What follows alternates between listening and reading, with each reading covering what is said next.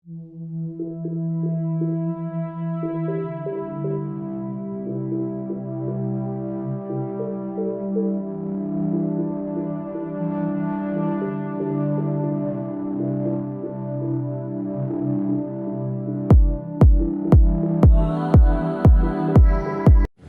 ಏಕಾದಶಿ ವಿಶೇಷವಾಗಿ ವಿಷ್ಣು ಸ್ವರೂಪ ಕೋದಂಡರಾಮ ದೇವಸ್ಥಾನಕ್ಕೆ ಹೋಗಿದ್ದೀವಿ. ಈ ದೇವಸ್ಥಾನ ಎಲ್ಲಿ ಬರುತ್ತೆ ಮತ್ತು ಈ ದೇವಸ್ಥಾನದ ವಿಶೇಷತೆ ಏನು, ಈ ವಿಗ್ರಹ ಎಷ್ಟು ಅಡಿ ಎತ್ತರದಲ್ಲಿದೆ ಹಾಗೂ ಈ ವಿಗ್ರಹದ ತೂಕ ಎಷ್ಟಿದೆ, ಎಲ್ಲ ಇನ್ಫಾರ್ಮೇಷನ್ ಈ ವಿಡಿಯೋದಲ್ಲಿ ಹೇಳಿದ್ದೀನಿ. ದಯವಿಟ್ಟು ಎಲ್ಲೂ ಸ್ಕಿಪ್ ಮಾಡದೆ ವಿಡಿಯೋ ಕೊನೆವರೆಗೂ ನೋಡಿ. ಹಾಗೆ ಈ ವಿಡಿಯೋ ನೋಡಿದ ಮೇಲೆ ಇನ್ಫಾರ್ಮೇಷನ್ ಸಿಕ್ಕ ಮೇಲೆ ಲೈಕ್ ಕೊಟ್ಟು ಸಬ್ಸ್ಕ್ರೈಬ್ ಮಾಡೋದನ್ನು ಮರೆಯಬೇಡಿ.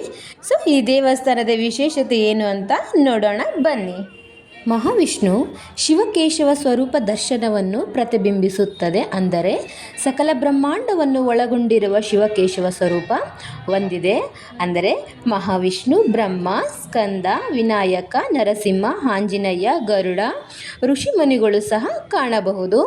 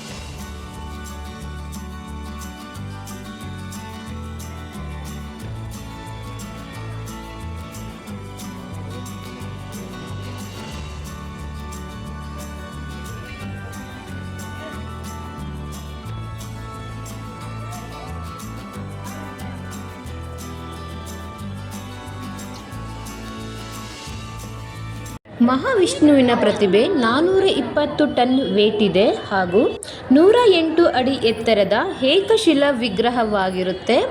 ಮತ್ತು ವಿಗ್ರಹದ ಮೇಲೆ 7 ಎಡೆಗಳ ಆದಿಶೇಷವನ್ನು ನೋಡಬಹುದು. ಆ ಆದಿಶೇಷನ ವಿಗ್ರಹವನ್ನು ತಮಿಳುನಾಡಿನಲ್ಲಿ ರೆಡಿ ಮಾಡಿ ವಿಗ್ರಹಕ್ಕೆ ಜೋಡಿಸಿರುವುದು.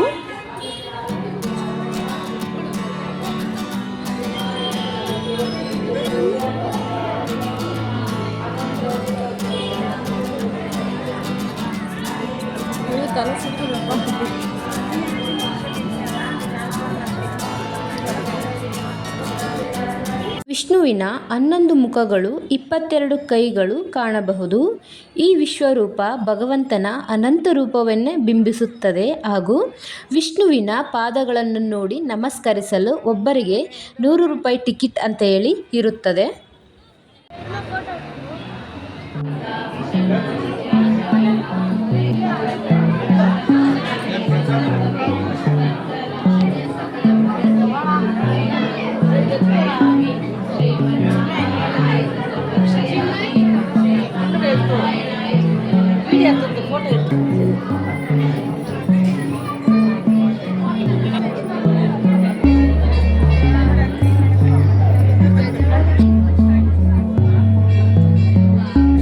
ದೇವಸ್ಥಾನ ಈಜಿಪುರದ ಕೋದಂಡರಾಮ ದೇವಸ್ಥಾನದಲ್ಲಿ ಇರೋದು. ಟೈಮಿಂಗ್ಸ್ ನೋಡೋದಾದರೆ ಬೆಳಗ್ಗೆ 6 ಗಂಟೆಯಿಂದ ಮತ್ತು 11ವರೆಗೆ ಕ್ಲೋಸ್ ಮಾಡ್ತಾರೆ. ಮತ್ತು ಸಂಜೆ 5ವರೆಯಿಂದ ನೈಟ್ 9 ಗಂಟೆವರೆಗೂ ಇರುತ್ತದೆ. ಹಾಗೂ ಮಹಾವಿಷ್ಣುವಿನ ವಿಗ್ರಹದ ಹಿಂದುಗಡೆ ಕೋದಂಡರಾಮ ದೇವಸ್ಥಾನ ಇರುತ್ತದೆ. ದೇವಸ್ಥಾನದ ಅಲಂಕಾರ ಅಂತೂ ತುಂಬಾ ಅದ್ಭುತವಾಗಿ ಚೆನ್ನಾಗಿ ಮಾಡಿದರು. ನೋಡೋದಕ್ಕೆ 2 ಕಣ್ಣು ಕೂಡ ಸಾಲದು, ಅಷ್ಟೊಂದು ಚೆನ್ನಾಗಿತ್ತು.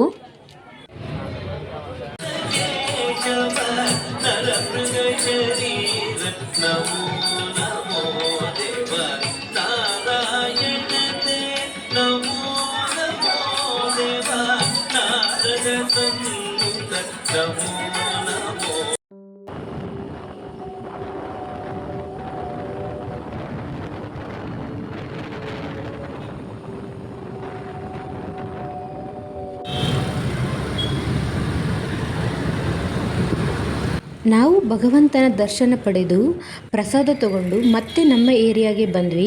ನಮ್ಮ ಏರಿಯಾದಲ್ಲಿ ವೇಣುಗೋಪಾಲ ಸ್ವಾಮಿ ದೇವಸ್ಥಾನಕ್ಕೆ ಹೋದ್ವಿ.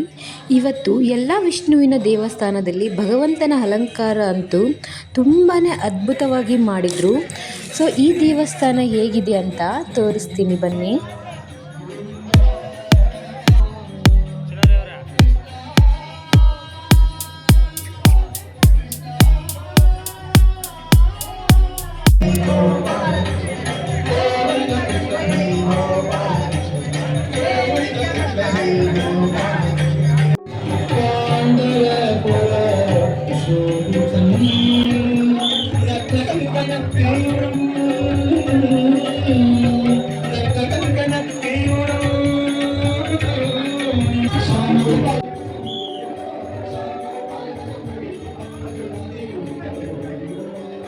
ದೇವಸ್ಥಾನ ಅಂತೂ ತುಂಬಾ ರಶ್ ಇತ್ತು. ಇಲ್ಲಿ ಕೃಷ್ಣ ಜನ್ಮಾಷ್ಟಮಿ ದಿನದಂದು ಇದಕ್ಕಿಂತ 3 ಪಟ್ಟು ಜಾಸ್ತಿ ರಶ್ ಇರುತ್ತೆ. ಹಾಗೆ ಭಜನೆ, ಸಂಗೀತ ಕಾರ್ಯಕ್ರಮಗಳು ಸಹ ಇರ್ತವೆ. ನಾವು ದೇವರ ದರ್ಶನ ಮಾಡಿಕೊಂಡು ಇಲ್ಲಿ ಯುನಿಕ್ಕಾಗಿ ಗುಹೆ ಥರ ಮಾಡಿದರು ಒಳಗಡೆ, ಅದನ್ನು ನೋಡ್ಕೊಂಡು ಬರೋಣ ಅಂತ ಹೊರಟ್ವಿ. ಅಲ್ಲಿ ಆಂಜನೇಯ, ವಿಷ್ಣುವಿನ ಅವತಾರಗಳು ದೇವರಿಟ್ಟಿದ್ರು, ಅದನ್ನು ನೋಡಿಕೊಂಡು ಮನೆಗೆ ಹೊರಟ್ವಿ. ಈ ವಿಡಿಯೋ ಇಷ್ಟವಾದರೆ ದಯವಿಟ್ಟು ಲೈಕ್ ಮಾಡಿ. ಮತ್ತೆ ಮುಂದಿನ ವಿಡಿಯೋದಲ್ಲಿ ಸಿಗೋಣ. ನಮಸ್ಕಾರ.